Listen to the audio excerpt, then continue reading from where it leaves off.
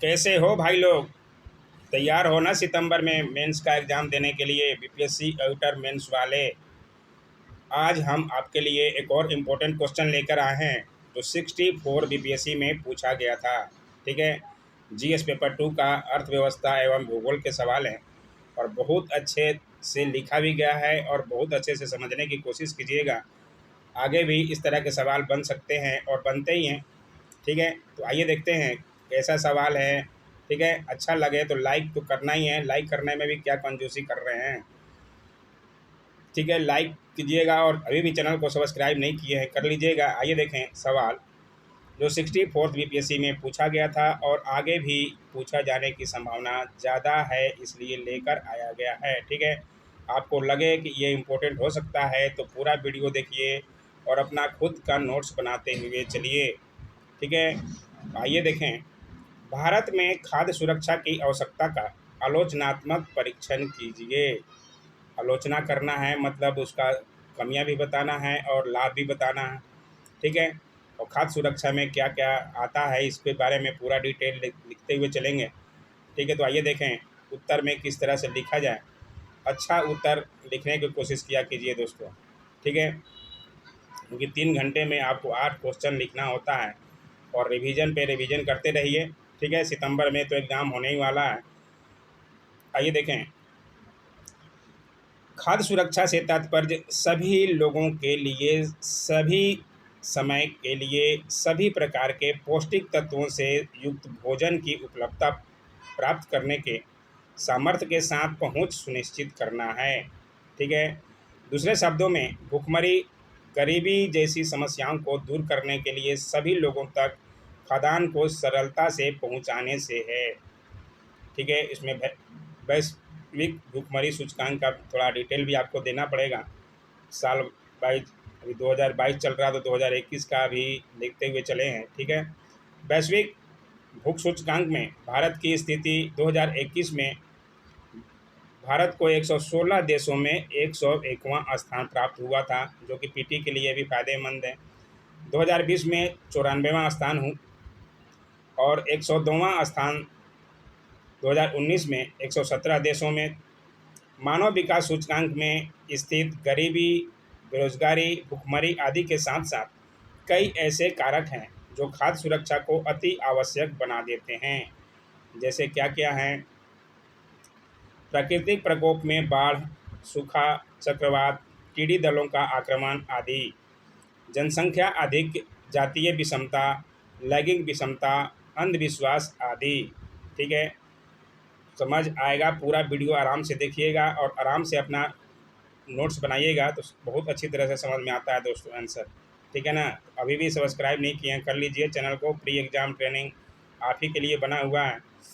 कृषि का पिछड़ापन, निम्न उत्पादकता, सिंचाई की समस्या और आगे है महंगाई का उच्च दर, कुपोषण, खाद्य भंडारण का अभाव और आगे है वैश्विक स्तर पर खाद्यान्न का जैव ईंधन के रूप में उपयोग, युद्ध तथा गृह युद्ध की स्थिति, प्रशासन का गैर जिम्मेदाराना रवैया आदि। पिछले दशकों से भारत सरकार द्वारा खाद्य सुरक्षा के कई प्रयास किए गए हैं, जैसे जन वितरण प्रणाली के माध्यम से रियायती मूल्य पर खाद्यान्न उपलब्ध करवाना, अंत्योदय अन्न योजना, समन्वित बाल विकास कार्यक्रम, मिड डे मील तथा आपदा के समय राहत आदि। और भी आप जानते हैं तो आप यहाँ पे नोट कर सकते हैं। ठीक है, राष्ट्रीय सुरक्षा खाद्य अधिनियम 2013 के माध्यम से इसमें व्यापकता लाने का प्रयास किया गया।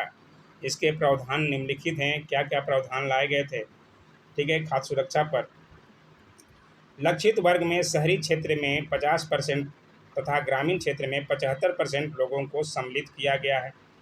इन्हें रियायती दरों यानी कि 3 रुपया किलोग्राम प्रति चावल, 2 रुपया किलोग्राम गेहूँ।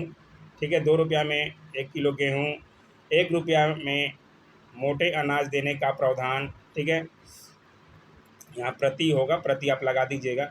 आपदा के समय प्रभावित परिवार को 3 माह तक मुफ्त सहायता, गर्भवती तथा स्तनपान कराने वाली माताओं को पोषाहार के साथ साथ 1,000 रुपया प्रति माह 6 माह तक देने का प्रावधान भी था।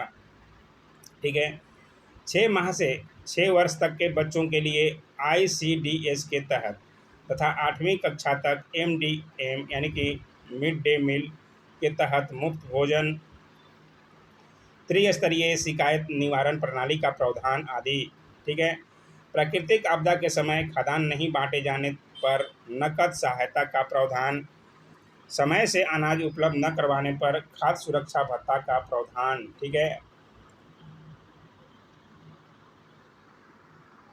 और देखें आगे, कानून के उल्लंघन पर जुर्माना का प्रावधान।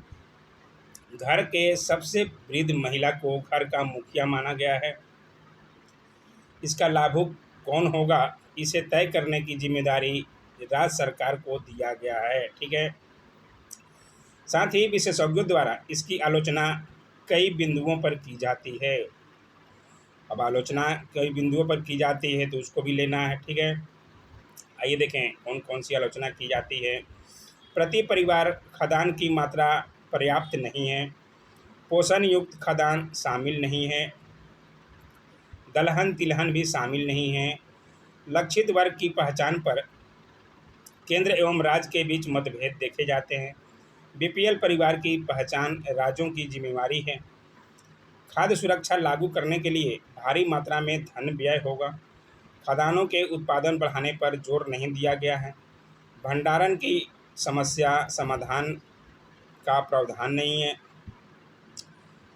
तो ये सब आपको दिखा दिया गया लाभ और क्या क्या हानियां हैं। अब निष्कर्ष में है, कुल मिलाकर कहा जा सकता है कि देश के विकास को गति प्रदान करने के लिए खाद्य सुरक्षा अति आवश्यक है। ज़रूरत है इससे जुड़ी चुनौतियों से निपटने के लिए दृढ़ राजनीतिक प्रशासनिक इच्छाशक्ति की, भ्रष्टाचार पर नियंत्रण की तथा समय से उचित क्रियान्वयन सुनिश्चित करने की। तो ये आंसर हमें कहीं मिला, हमने भी लिखा और आपको भी मैं सोचा कि दिखा दूं। ठीक है, कैसा लगा आपको आंसर, जरूर कमेंट किया कीजिए दोस्तों। Don't forget to like share comment and subscribe my YouTube channel. Thanks for watching my YouTube channel.